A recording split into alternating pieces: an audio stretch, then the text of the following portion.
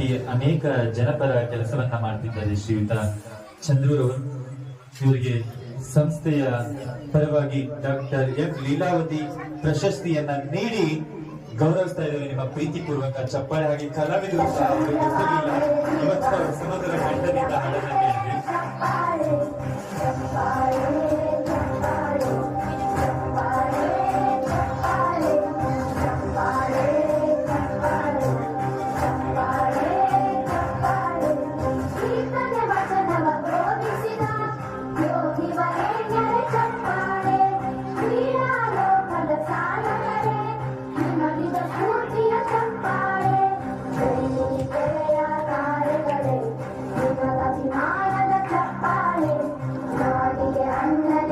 ಶ್ರೀಯುತ ಚಂದ್ರೂರವರಿಗೆ